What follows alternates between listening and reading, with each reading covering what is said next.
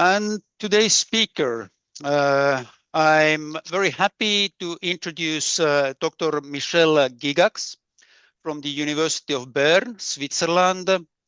Michel is a behavioral biologist and scientific illustrator with a strong interest in animal welfare. She was first trained in fine arts and worked as a freelance scientific illustrator, where she developed a passion for clear and effective scientific visualization. Later, she studied behavioral biology at the University of Bern, investigating cooperation in Norway rats and finding her passion for developing own experimental apparatuses. For the PhD at the University of Bern, she focused on refining laboratory mouse housing by assessing the animal's own preferences. She designed and built her own automated systems to measure how much effort mice exert to access different resources.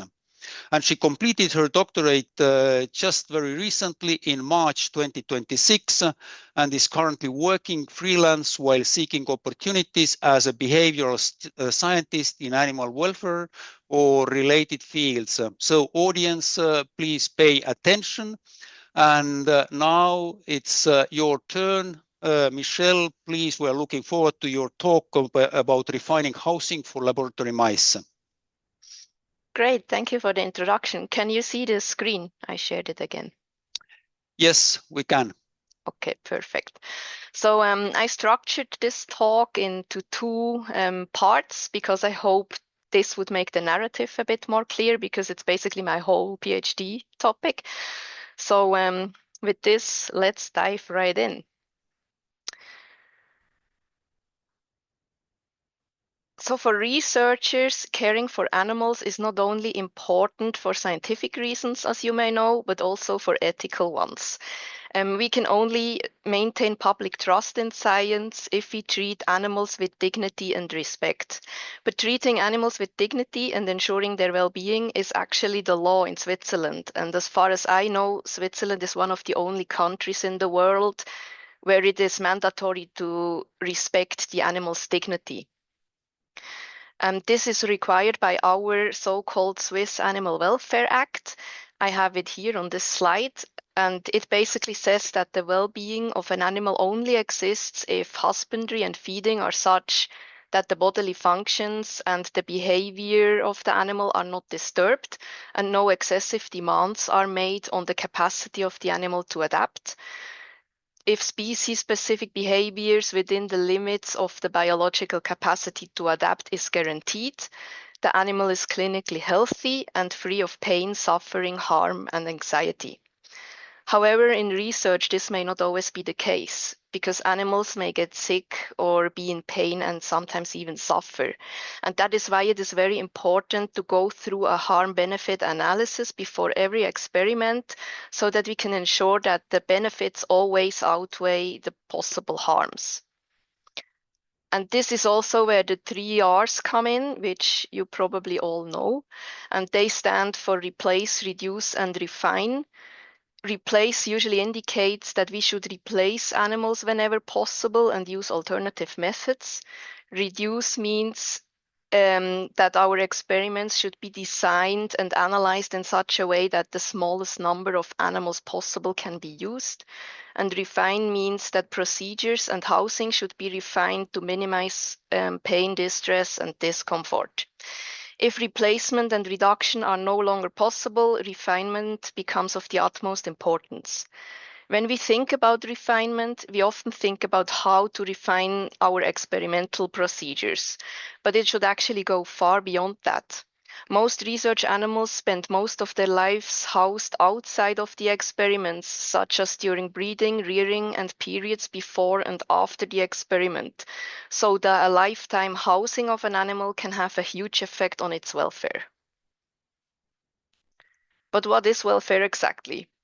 This was the question I worked on during my PhD. And I quickly learned that there is no universally accepted definition of animal welfare, and the concept still continues to evolve alongside science and society. The World Organization for Animal Health defines welfare as the physical and mental state of an animal in relation to the conditions in which it lives and dies. So in essence, welfare is about whether an animal's life is going well. But there are three major perspectives about what this could mean. The first perspective is the biological functioning perspective, where good welfare is basically equated with good health. And this view makes a lot of sense because many classic welfare problems reflect visible signs of injury or stress. Just think about tail biting in pigs or feather pecking in poultry or aggression-related injuries in laboratory mice. But also not visible indicators such as elevated cortisol or heart rate and body temperature is sometimes used to infer the welfare state of the animal. However, these indicators can be context dependent because cortisol, heart rate, and temperature sometimes increase during fear, pain, or other stressful situations, but also during positive excitements and activity. So elevated levels may reflect the arousal of the animal, but not necessarily the emotional valence. With this, I mean whether the animal perceives the situation as positive or negative. So without behavioral or contextual data, we risk misclassification. Then there is the natural behavior perspective.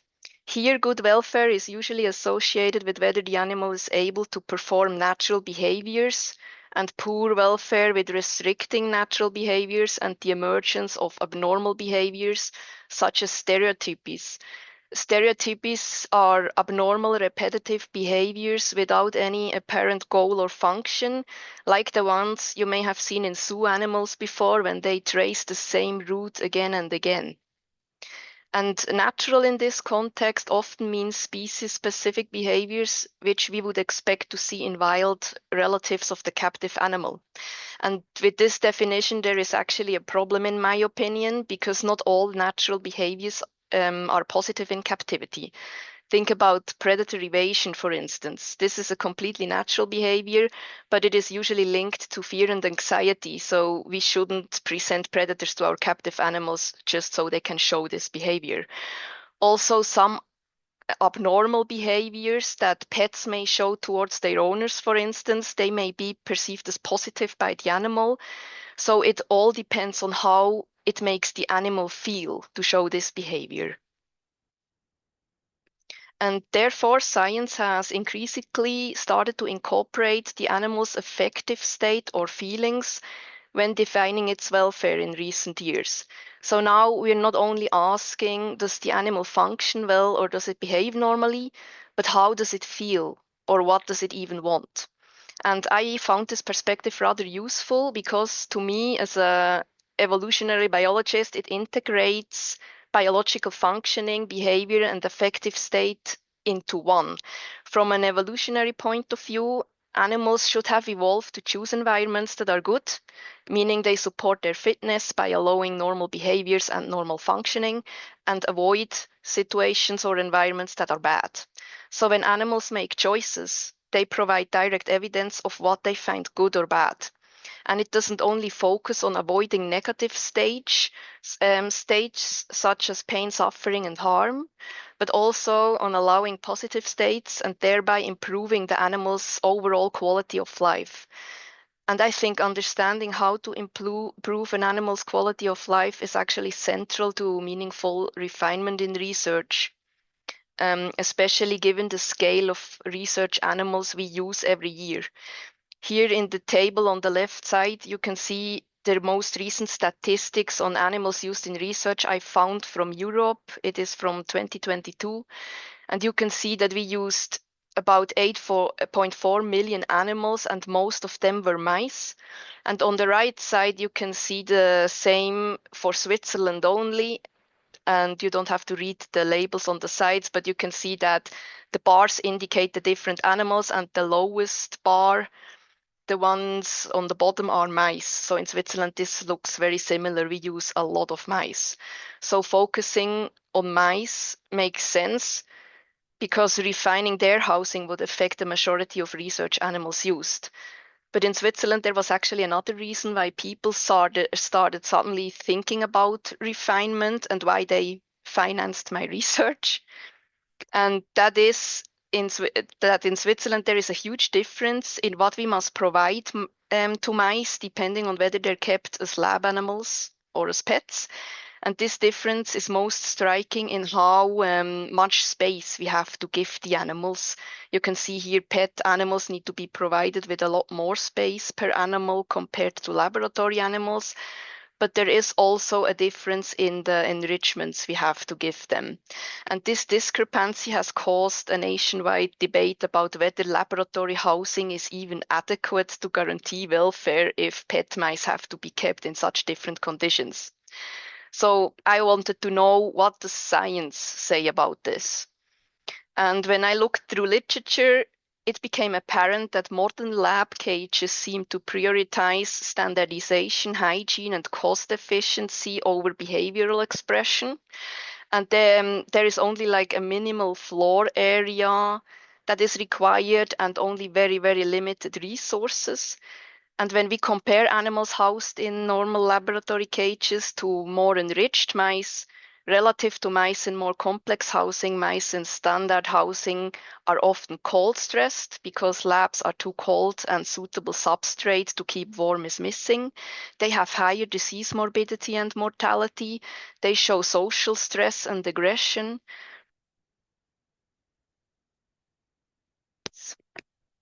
They show more stereotypic behavior, and this seemed to affect their physiology, behavior, and affective state in a negative way to be in these cages quite a bit.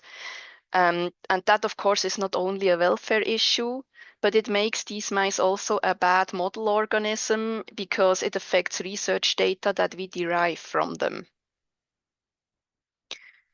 So when we give them a chance, mice are actually highly motivated to show a variety of behaviors.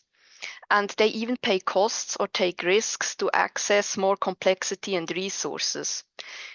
If they are given a chance, mice burrow and dig to actively modify their environments, and they prefer burrowing substrate that allows them to hide in and stay warm. They run and explore.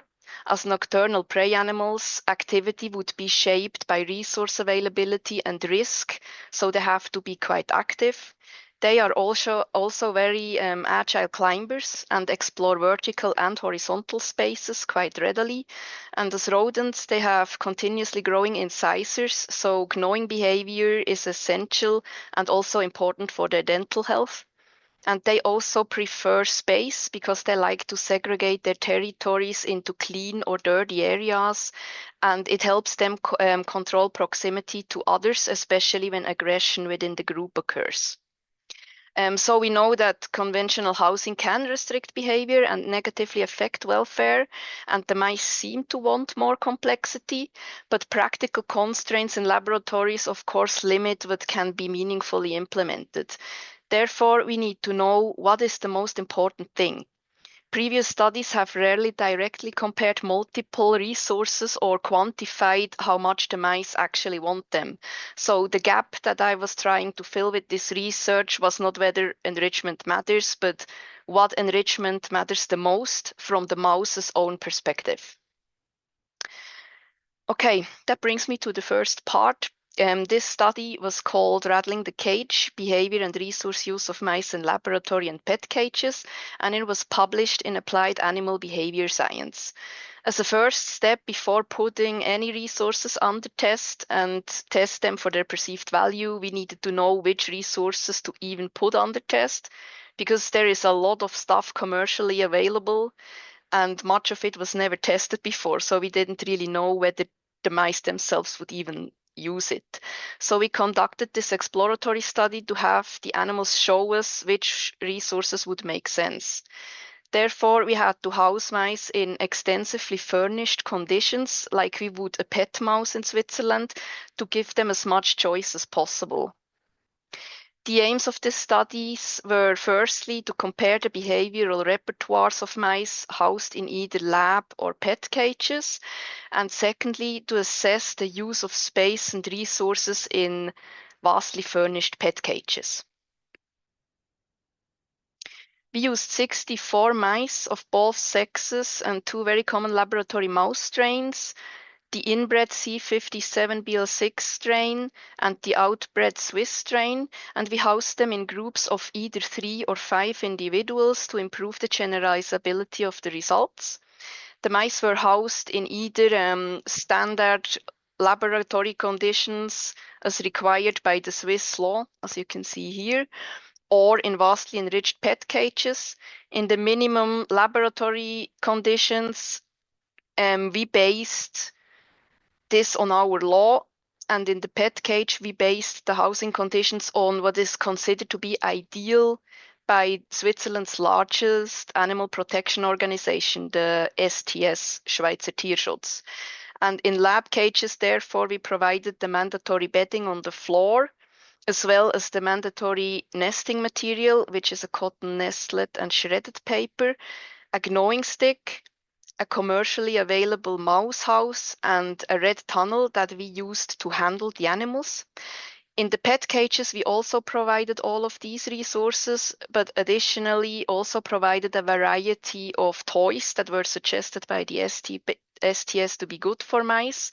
And we always tried to offer multiple types of each kind, meaning multiple shelters, multiple climbing structures, and multiple running wheels, just to give the animal as much choice as possible. And the placement of the resources was always randomized within the cages to avoid placement bias whenever possible. Additionally, in the pet cages, we provided these 40 centimeters of deep bedding on the ground, which is also suggested by the STS. And the animals were in both cages housed under a reversed 12-hour light and 12-hour dark cycle with lights off at 8 a.m. and food and water was provided ad libitum. Behavior and resource use data was collected via live observations by myself and another experimenter, and space use in the pet cages was collected from 48-hour videos. The 48-hour window was chosen so that we had 2 active phases and 2 inactive phases. This was an exploratory study, so we did no hypothesis testing, but we did run generalized linear mixed effects models to estimate odds ratios where cage type, strain, sex, and group size were treated as fixed factors, and cage ID, mouse ID, and date were treated as random variables.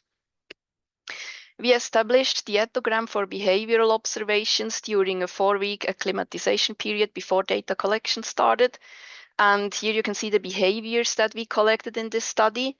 They were locomotion, rearing, inactivity, climbing, affiliative social interactions, feeding, gnawing, aggressive interactions, grooming, being hidden or unseen, digging, stereotypy, and running.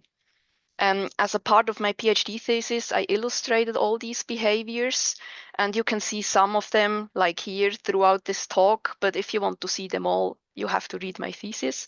And this contributed significantly to the scientific output of this project.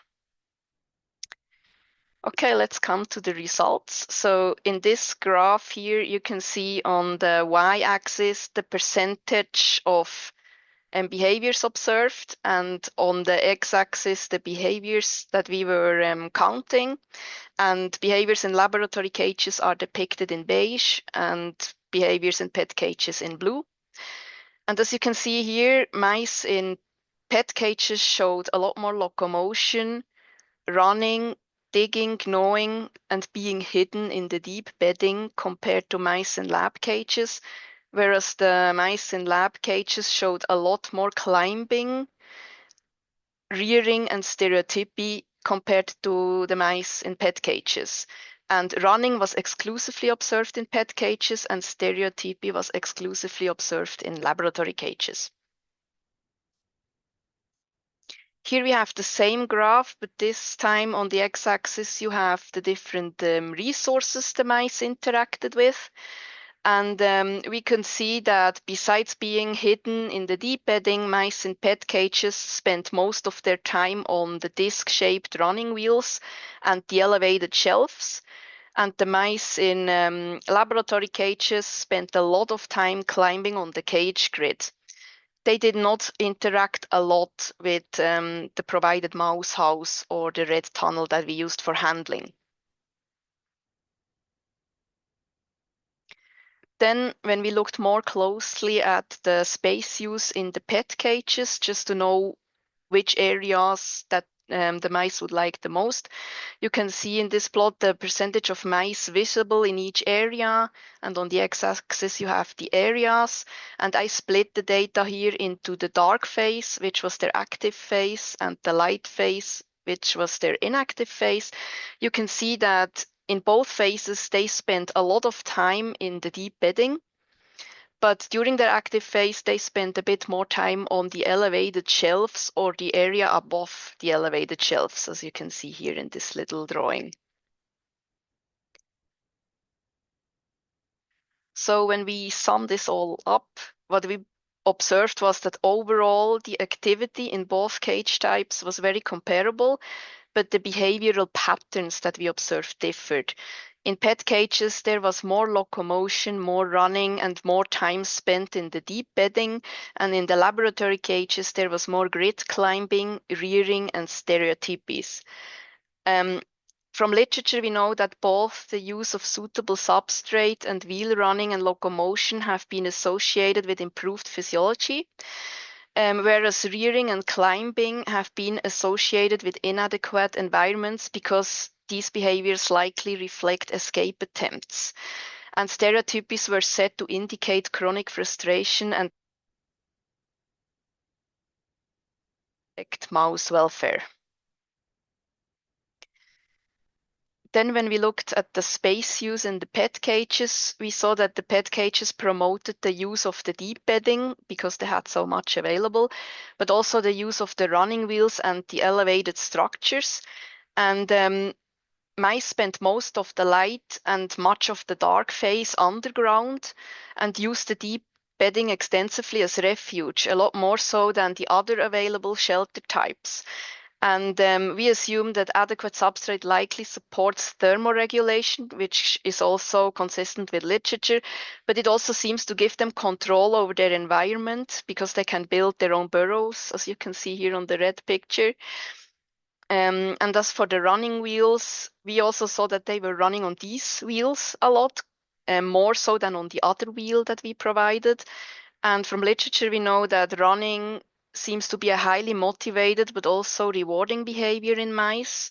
And previous studies have also associated wheel running with improved health, enhanced cognition, and reduced abnormal behavior. However, if a wheel is provided in confined systems, it may become stereotypic. So we need to keep an eye on that. This was not the case in our study, though. Then in this study, the mice also spend a lot of time on the elevated shelves here and the area above the shelf. And this is also consistent with literature saying that mice like to explore vertical spaces. But in our pet cages, we also provided food and water up here. So this may also have influenced the mice being present here a lot. However, they also had food and water here in a separate cage. So it could have been that they just were here because they liked it, but we need to consider that the food had an influence. Hello? Yes? Is there an issue? I heard someone speak. Can you hear me? Yes, sorry, we can hear you, and please, everyone, keep your microphones closed. Oh, okay. I wasn't sure whether there was a question or something. Okay, then let's go on with the second part. After this first exploratory study, we had a fairly good idea of what mice seem to want based on their spontaneous usage in the pet cages, but now we needed to know which of these resources they like the most, because obviously you cannot keep all laboratory mice in such huge pet cages. And as I discussed before, understanding an animal's resource preference is key to improving its housing because animals generally want items that are good for them. And the more they want something, the better it usually is for their welfare. However, this also posed a challenge for me because animals cannot talk. So how do I ask them what they want? One way, for instance, is to look at how much an animal is willing to pay for something it wants. In behavioral research, this is often quantified using the concept of maximum price paid, or MPP, which comes from human consumer demand theory in economics, where it is called reservation price. And it represents the maximum cost an individual is willing to pay to obtain a certain good. In animal studies, this concept is called the break point, and is the point at which an animal stops working for a reward, because animals cannot pay with money, obviously. And because MPP correlates with factors such as hunger, deprivation, or reward quality, it is considered to be a valid measure of wanting in animals. To measure MPP, animals are typically trained to perform tasks at increasing costs in order to access resources. In many animal welfare studies, this was done using weighted push doors. The load on the doors is then stepwise increased until the animal stops pushing through, and the last successful load pushed is considered to be the maximum price paid. This approach has been used across many species. For example, mink pushed high loads to access swimming water, cows for forage and laying areas, laying hens to access nest boxes or perches, and mice for more complex cages. But when I piloted this traditional method, I found that it had a few limitations. Firstly, it is incredibly time-consuming and labor-intensive, because the load on the doors must be increased manually, step by step, over days or weeks. Secondly, when multiple resources are tested simultaneously, like in our experiment, the environment changes over time, as some resources become too costly for the animals to access, and this may influence the motivation of the animal to push for the remaining resources, irrespective of the true value of this resource. Then thirdly, the stepwise increase in cost produces a discontinuous outcome measure, which of course limits the resolution of the data. And finally, I found that increasing physical load on doors may cause fatigue or even strain in animals, which could influence performance independently of the animal's motivation for the resource as well. To address these limitations, I developed electronically controlled doors equipped with load cells. With these, instead of progressively increasing door load manually, the load cells could measure the force animals exerted when pushing through the door when the door was blocked. This allowed me to quantify maximum force exerted, short MFE, as an indicator of resource value. Blocking all doors simultaneously reduced experimentation time considerably, and it ensured a stable environment with no alternatives and yielded a continuous outcome measure. And furthermore, the resistance on the doors could be set as a gram threshold electronically, so no strain was ever put on the animal themselves. And as you can see in this little video here, the mice are relatively quick to go through these doors, and they also learn this relatively quickly. And the way in which it works was that we had these metal one-way doors, and the mouse would enter this door from the back and then exit it towards you. And while trying to exit, it would step on this plate here and push down. And underneath here, I could install a load cell that would measure how much force the mouse would push down.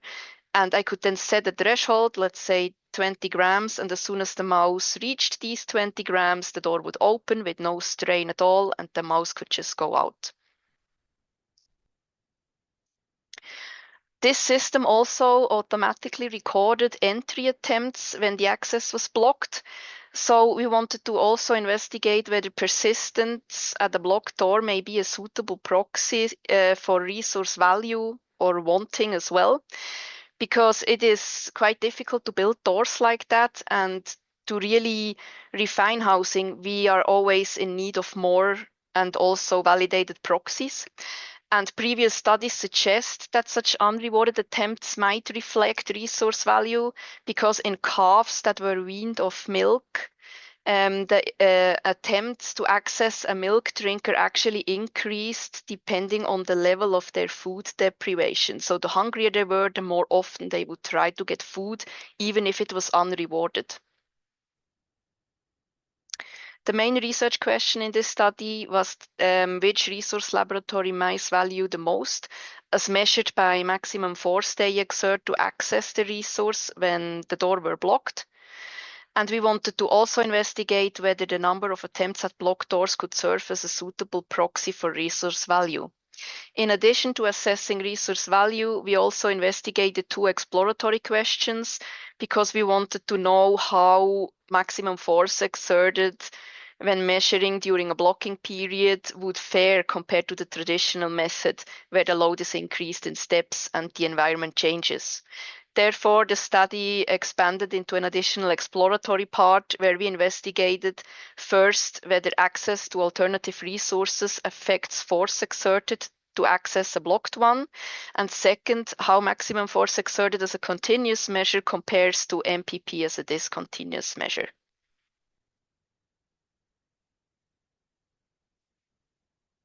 That was one too much, sorry. So to address these questions, we housed 40 mice of the same 2 strains as before and both sexes in 20 such 6-chambered cage systems. We had 5 resource chambers and an empty control compartment. The resources were chosen because of the results in the first study, and we had a burrowing cage with deep substrate, a disc-shaped running wheel, a climbing frame, and an elevated shelf, and also a wooden gnawing stick, because this is one of the only resources that you have to mandatorily provide to mice in laboratory cages in Switzerland. The mice were then all microchipped, so the data could be collected automatically 24/7 via an RFID antenna system. And the load cells in the doors were connected to an Arduino microcontroller, and so we could also set the door threshold automatically. Since we could only accommodate 4 such systems at a time, we had to run 5 batches in total to collect all our data. Before testing resource value, mice went through a 3-week acclimatization phase, depicted in yellow here. First, in this phase, there was a tunnel-only phase where all compartments were connected only by tunnels for 7 days, which allowed the animals to freely move and explore the system and become familiar with the location of the different resources. Next, there was a so-called baseline phase where I installed the push doors with a very low gram threshold of only 20 grams, so that all animals could learn to open the doors and easily open them, because 20 grams was below most of the mice's body weight. So as soon as they stepped in, the door would basically open. During this period, we also monitored visit number and duration to confirm when resource use had stabilized. This is what you can see here. So on the graph on the left, you can see the mean number of visits on the y-axis, and on the right one, the mean duration of visits and across the days. And you can see here that around day 4 in both visits seem to stabilize. And the different colors here correspond to different resources, but that is not yet important. This was just after this point, we assumed that the mice had learned to open the doors and were familiar with resource positions. Finally, there was a short push training phase where I trained mice gradually to start pushing on the door. And for that, I increased the load on the door by 20 grams every 2 days until it reached 80 grams, which was about twice the mice's body weight, just so that they learned, now you have to do something. When you go in there, it will not just open readily for you. Then after this acclimatization phase, we had the experimental phases depicted in red here. The first was the so-called all-block phase, where all doors were blocked simultaneously for 48 hours. And during this time, we measured resource value by assessing maximum force exerted, and we also measured the number of attempts at each door. Here again, we chose 48 hours to collect data during 2 active phases and 2 inactive phases. Then after that, we had a so-called individual block phase, where one door was blocked for 48 hours, while the others all remained accessible, allowing us to assess maximum force exerted when alternative resources were available. Then finally, there was an increasing phase where we replicated the traditional MPP method by gradually increasing the load threshold on doors by 50 grams every day until mice stopped accessing the resources, which allowed us then to infer the maximum price paid from. To answer our main question of what resource mice preferred the most, we analyzed the data running a linear mixed effect model with resource, sex, and strain as fixed variables and mouse ID, cage system, and batch as random variables. Then to see whether number of attempts correlated with maximum force exerted in this study, we also ran a model where I added number of attempts in the model and then looked at the adjusted R-squared to see whether the presence of alternative resources had an effect on the force the animals exerted. We included the phase, either the all block phase or the individual block phase, in the model and then looked at the effect it had. And I also visually compared MFE and MPP to see how the two measures differed. And these are the results. So on this graph, you can see the mean force exerted in grams on the y-axis and the resources on the x-axis. And as you can see, mice exerted the highest force for the burrowing substrate, followed by the running wheel and the climbing frame, and then the elevated shelf and the gnawing stick, and differences between the climbing frame, the running wheel, and the burrow were significantly different from the empty control compartment.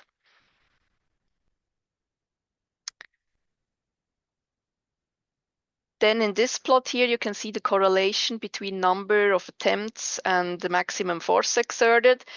When we looked at the adjusted R-squared, you could see that it was 0.76, which indicates that there is quite high correlation. And this was especially true for the most preferred resources here, the burrow, the running wheel, and the climbing frame. Here in this graph, I compared forces exerted in the all block phase depicted in red to the individual block phase depicted in blue. Just as a reminder, here in the all block phase, everything was blocked simultaneously, and the individual block phase, only one was blocked at a time. And you can see here that consistently mice exerted lower forces when they had alternative resources available, and this difference in load pushed was significant. But interestingly, the preference pattern did not differ. So mice consistently exerted the highest efforts for burrow and running wheel. Then in this plot here, I also compared maximum force exerted as a continuous variable with maximum price paid as a discontinuous variable. And as you can see, the loads pushed here in the yellow one, which is maximum price paid, collects at these intervals that we set, the 50 gram steps, and it seemed to consistently underestimate the maximum forces that mice were actually exerting. And this is most striking in one example where a mouse actually reached 349 grams and MPP did not reveal more than 300 grams because the next increment would have been 350. So the 349.6 grams was actually the record in this study. So to discuss all that, overall, it was interesting to see that the preference pattern was rather consistent across all phases and all our measures. But during 48 hours of blocking, mice preferred the burrow, the running wheel, and the climbing frame the most. And this is consistent with what we found in the first study and current literature, indicating that mice are really motivated to dig and build their own shelters, run on wheels, and explore elevated structures. So now we know that mice do not only show high spontaneous engagement with these resources, but they are also willing to exert high effort to visit them, in some cases even over 20 times their own body weight. Then we also found that number of attempts may be a simple low-tech proxy to estimate what animals want, but this has to be tested experimentally to really validate the measure, because we just looked at correlation and we cannot really be sure that it does measure what we want. But I think it is very important in the future to do that, because building such doors for mice, that may be one thing, but just imagine you're working with large animals such as elephants in zoos. You don't want your elephant to push open doors, I guess.